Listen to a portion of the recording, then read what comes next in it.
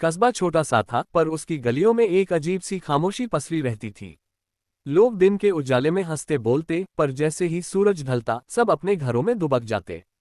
कस्बे के बीचों बीच एक पुराना बाजार था, जिसे लोग बाजार ए खौफ कहते थे। इसका नाम सुनकर ही रूह कांप उठती थी। कहते थे, जो इस बाजार में रात के समय कदम रखता वह कभी लौटकर नहीं आता। एक नया आगंतुक, विकास, एक युवा पत्रकार, इस कस्बे में अपनी अगली कहानी की तलाश में आया था।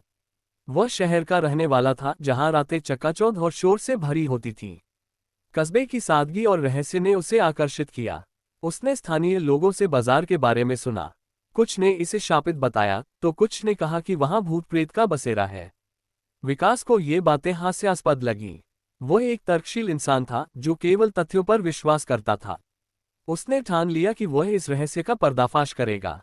विकास ने अपने बैग में कैमरा, टॉर्च और नोटपैड रखा। उसने कस्बे के एकमात्र सराय में ठहरने का इंतजाम किया। सराय का मालिक, बूढ़ा रामलाल, एक झुर्रियों भरा चेहरा लिए उसे चेतावनी देता रहा। बेटा, उस बाजार में मत जाना। दिन में तो ठीक है, पर रात को वहां कुछ ऐसा है जो इंसान को निगल जाता है। विकास ने मुस्कुराकर उसकी बात टाल दी। चाचा, मैंने ऐसी कई कहानियां सुनी हैं। ये सब अंधविश्वास है। मैं जाकर देखूंगा। बाजार का पहला कदम। अगली रात जब चांद आसमान में धुंधला सा दिख रहा था, विकास बाजार की ओर चल पड़ा। गलियां संकरी थीं और पुरानी हवेलियों की दीवारें समय के साथ काली पड़ चुकी थीं। बाजार में छोटी छोटी दुकानें थीं, जो दिन में मसाले, कपड़े और बर्तन बेचती थीं, पर रात में सब बंद थीं। हवा में एक अजीब सी सनसनाहट थी, मानो कोई फुसफुसा रहा हो। विकास ने अपनी टॉर्च जलाई और आगे बढ़ा। बाजार के बीच में एक पुराना चौराहा था, जहां एक बरगद का पेड़ खड़ा था। उसकी टहनियां ऐसी थीं, मानो किसी ने उन्हें गुस्से में उलझा दिया हो। पेड़ के नीचे एक छोटा सा मंदिर था, जिसमें एक टूटी फूटी मूर्ति रखी थी। मूर्ति का चेहरा धुंधला था और उसकी आंखें ऐसी थीं जैसे वे विकास को घूर रही हों। उसने अपने कैमरे से तस्वीरें खींची और नोटपैड में लिखा, बाजार में कुछ भी असामान्य नहीं, सिवाय इसके कि लोग डर की वजह से यहां नहीं आते। रहस्य की शुरुआत। तभी उसे दूर से एक हल्की सी आवाज सुनाई दी।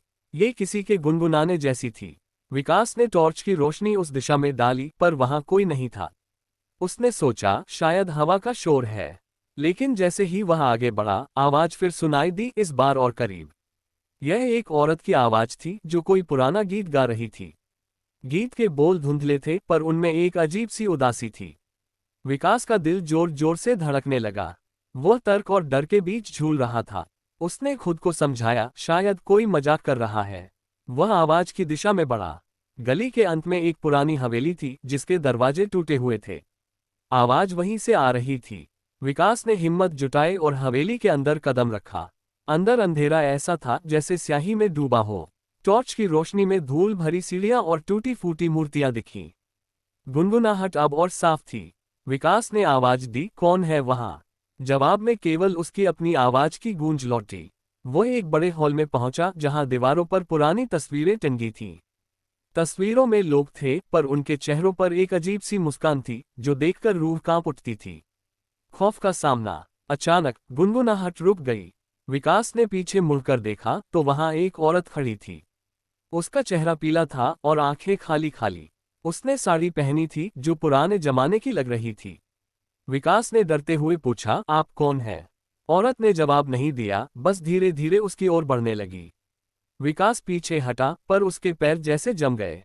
तभी औरत ने बोलना शुरू किया। उसकी आवाज ठंडी थी, जैसे बर्फ से बनी हो। तुम यहाँ क्यों आए? ये बाजार तुम्हारा नहीं है। जो यहाँ आता है वह हमारा हो जाता है। विकास ने हिम्मत जुटाकर कहा, मैं बस सच जानना चाहता हूँ। ये जगह क्या है? औरत ने मुस्कुराते हुए कहा, ये बाजार नहीं, एक जाल है। यहाँ वक्त रुक गया है। जो यहाँ आता है वह समय का गुलाम बन जाता है। विकास को कुछ समझ नहीं आया। उसने पूछा, आप कौन हैं? और ये लोग जो लौटे नहीं, वे कहाँ हैं? औरत ने हॉल की दीवारों की ओर इशारा किया। विकास ने टॉर्च की रोशनी डाली तो देखा कि तस्वीरों में चेहरे बदल रहे थे। हर चेहरा उसे घूर रहा था, और उनमें से कुछ चेहरों को वह पहचानता था। वे लोग थे जिनके गायब होने की कहानियां उसने सुनी थी। सच्चाई का खुलासा। औरत ने बताया, ये बाजार सैकड़ों साल पहले एक श्राप का शिकार हुआ था। यहाँ एक व्यापारी रहता था, जिसने लालच में एक साधु को धोखा दिया। साधु ने श्राप दिया कि यह बाजार हर उस इंसान को निगल लेगा जो यहाँ लालच या जिज्ञासा लेकर आएगा।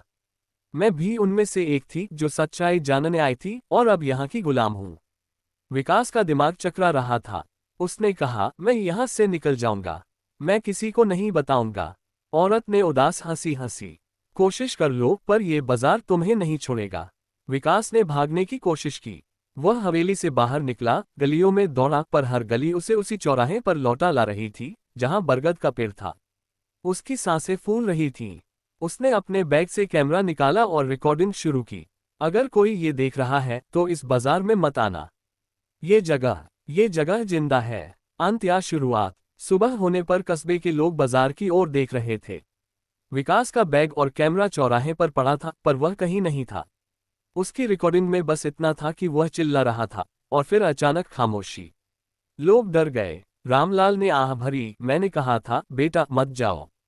कहते हैं बाजार एक खौफ आज भी वही खड़ा है। दिन में वह एक साधारण बाजार है पर रात होते ही उसकी गलियां फुसफुसाती हैं। और जो उसकी सैर को जाता है वह कभी लौटकर नहीं आता।